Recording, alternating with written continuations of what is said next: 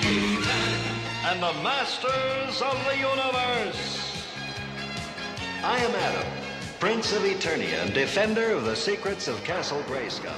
That's right, one of the most beloved cartoons of the 80s, made to sell one of the most beloved and iconic toy lines of the 80s, is getting another live action entry, supposedly releasing in June 2026. It'll be the first live action movie in the franchise since the somewhat questionable 1987 Masters of the Universe film, starring Dolph Lundgren in his prime. It was largely set on Earth and took some pretty big liberties with existing characters, leaving fans itching for an epic fantasy set in Eternia, well. Disappointed!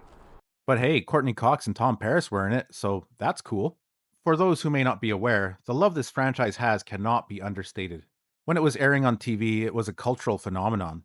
Everyone knew who He Man was, and kids would rush home after school to catch the episodes and learn a life lesson, in true 80s fashion.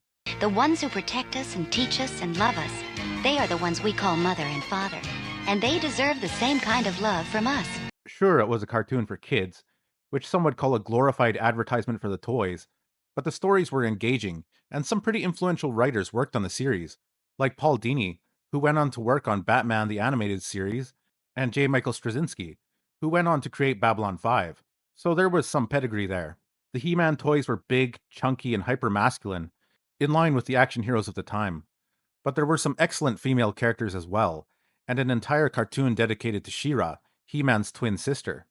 It's been reincarnated in other cartoons, including Kevin Smith's blasphemous take on the series in Masters of the Universe Revelations.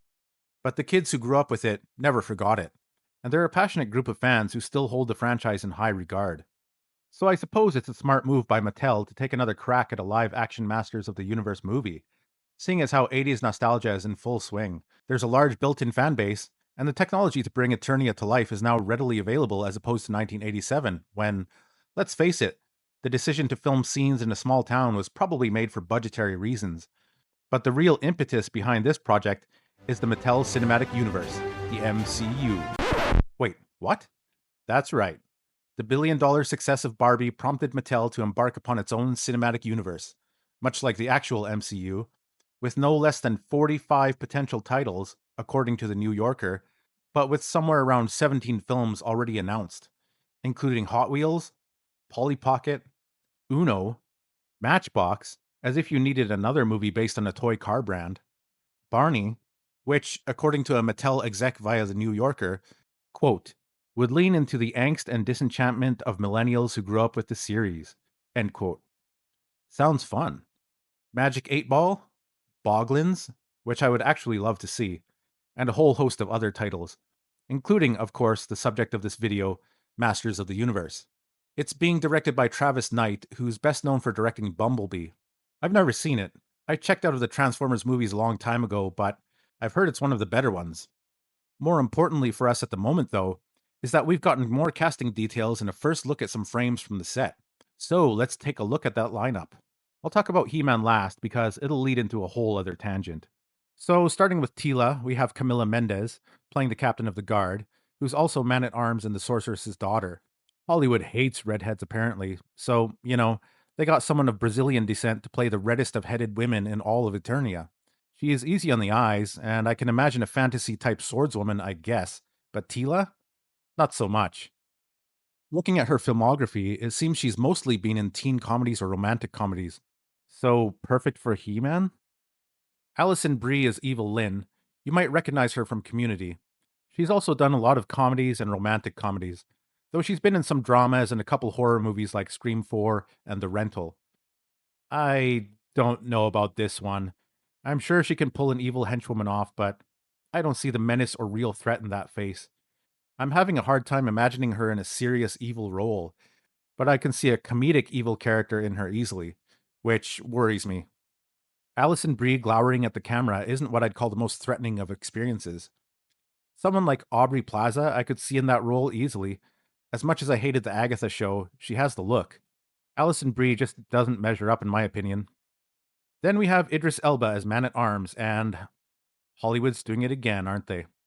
Don't get me wrong, I love Idris Elba, he's one of my favorite actors, but he's not this character, for very obvious reasons. Race swapping feels like such an outdated practice now. You need to respect the art you're basing your film on. the characters the fans want to see. The people who grew up loving this franchise and supported it over the years by buying the comics, toys, and overpriced scale figures, who want to see the character they know and love in a form as close to the one they're familiar with. This isn't restricted to He-Man, it goes for any IP. It is not racist to dislike race-swapped casting. It's not unreasonable to want to see the characters as they look like in the source material. That's why fans want to watch this stuff in the first place, to see the worlds and characters they love represented as accurately as possible on screen. But when art becomes a political messaging tool, or is perceived to be a political messaging tool, that's when people start to get distracted from what you're trying to put on the screen. And when people are distracted from the experience, they're not engaging with it as much as they should be. And that's when negativity starts to creep in. This is a really basic concept. I don't know why Hollywood has so much difficulty with it. Anyway, Tila is Man-at-Arm's daughter, but someone pointed out to me that she is in fact the adopted daughter of Man-at-Arms. I've told you, Tila, your father was one of the greatest men I ever knew. I was honored to adopt you as my own daughter. So there's the explanation as to their different looks. And naturally, Hollywood saw their chance. Aside from all that, yeah, Idris Elba is a fantastic actor, and I think he'll do a great job, I have no doubt. He's also a big dude and can certainly pull the fantasy look off, as we saw with Heimdall, which, again, but he was good. The next one I like, James Purefoy as King Randor. While Purefoy might not look exactly like Randor, although with that beard now, I can kind of see it. I love this guy's acting style. He's played dozens of great characters, including Mark Antony in Rome and Solomon Kane, which is a really underappreciated dark fantasy movie based on Robert E. Howard's work. He can act, he's always solid, good choice. His wife and He-Man's mother, Queen Marlena, is played by Charlotte Riley. I guess I can see it. She has an elegant sort of look. She was in Wuthering Heights with Tom Hardy. She's been in all sorts of stuff like In the Heart of the Sea and Peaky Blinders. I've always liked her performances, and I think she can pull the look off. So, another good one in my opinion. She reminds me of Adrienne Barbeau a little bit. The sorceress, played by Morena Baccarin, is probably the most accurately cast, I think. She really looks the part. I have no difficulty imagining her in the role, which is ideally what you want. She was in Deadpool, Serenity, even Stargate SG-1 for a bit. I think this is a solid choice. Jared Leto is Skeletor. I don't know about this one. On the one hand, he kind of looks like a skeleton already. Morbius showed that pretty well. But he was also a terrible Joker in Suicide Squad. Careful. Not the most glowing recommendation. How many villains can one man ruin? I guess we'll find out. I used to consider him a solid actor, but lately I'm questioning that. Skeletor's got some flair, but it's a particular kind. If Leto can't capture that, or he goes overboard in the wrong direction, see the Joker, then it's good night for the bad guy. Then we have Johannes Hauker Johannesson, playing perhaps the most unfortunately named character, Fisto. We have John Zhu Zhang as Ram Man, Fisto's best buddy, no doubt. Here I come. My sandal told me over. Says like swing with my sword. Was flex and expandex, man, I couldn't ignore. Said we'll wrestle on the battlefield, get real tough. But the way he was looking, man, I knew it was up. Oh, out in Eternia, things get wild at night. Castle Grayskull, glowing in that magical light. Said, hold my power sword, you can give it a sling. We went real low, let's make this lightning sing. By the power of Grayskull, I feel so strong. We got muscles on muscles tonight, so long. He said, I have the power, and I said me too. Now we're clashing our swords till the morning dew. I won! I think. Sam C. Wilson is Trapjaw. Hafthor Bjornsson of Game of Thrones fame is playing Goatman. I mean, was this guy even in the cartoon? I don't think so. It doesn't look like there was a toy of him except for a later release. He's pretty menacing looking, both Hafthor Bjornsson and Goatman. So, yeah, I can see it. As a big monster man, you can't go wrong with the mountain. And then there's Kojo Atta as Triclops. There are a couple characters that sound like Earth people He-Man will probably meet. I'll get into that in a bit. Sashir Zamata is someone called Susie. I only know her from Agatha all along. Ugh. And Christian Vunipola is someone called Hussein. Which brings us to that testosterone-packed barbarian masquerading as the meek Prince Adam.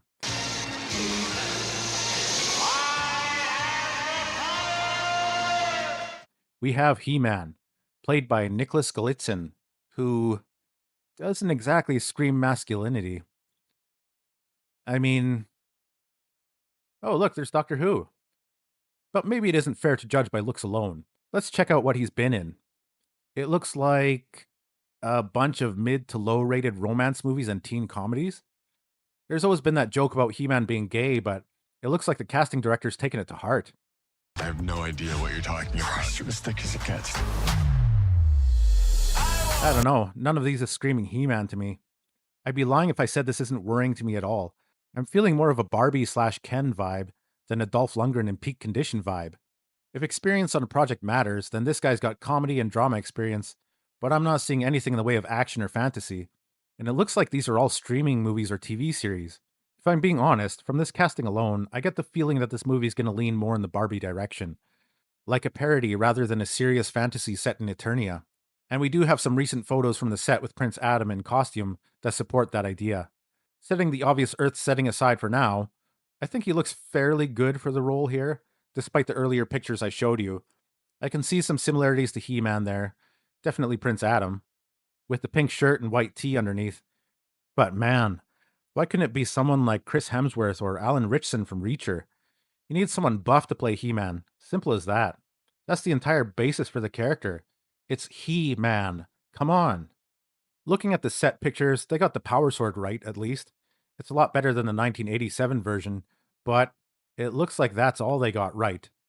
Once again, we're headed to Earth in what should be a fantasy adventure set solely on Eternia. How fucking hard is it? An article from comicbook.com confirmed my worst fears.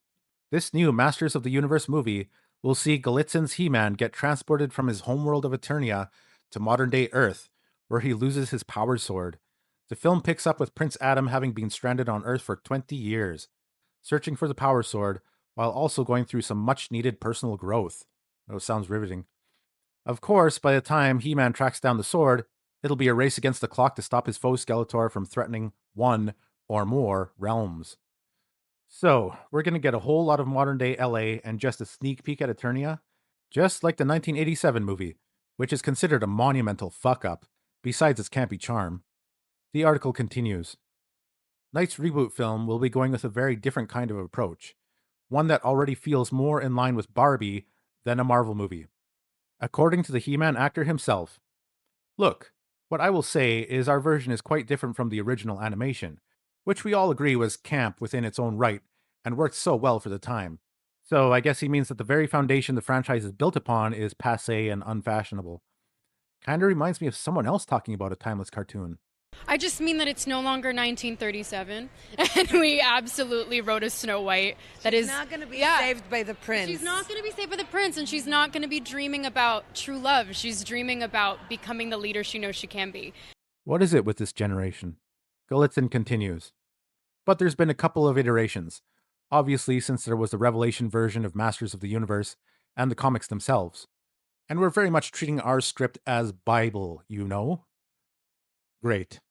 That's great. How can you fuck the same thing up twice, almost 40 years apart? I don't know about you, but all I want is a fantasy adventure movie set in Eternia with the characters we know and love. How is it that an AI can capture the look and feel of a movie that the fans want better than the geniuses in Hollywood? That's all I want. Is it that hard? So, to recap, we have a He-Man acted by a romantic comedy lead who starred in Red, White, and Royal Blue, and who thinks the original material worked well for the time, but should stay there where it belongs.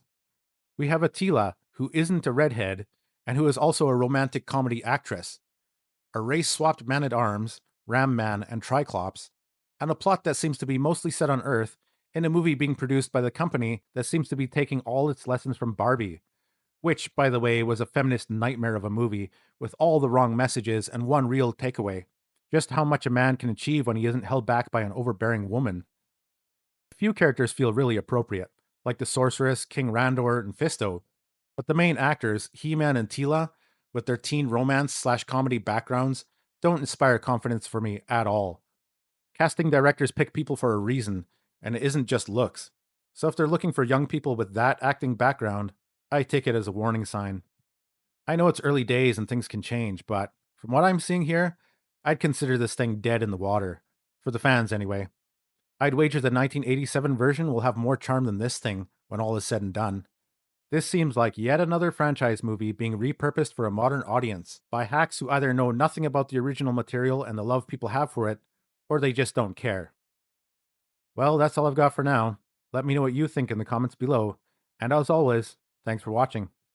He said, "On a ride, battle cat, he's making real fast. So let's stick to your castle. This night's gonna last." By the power of gangsta, I feel so strong. We got muscles on muscles, the night so long. He said, "I have the power," and I said, "Me too." Now we're clashing our swords till the morning dew.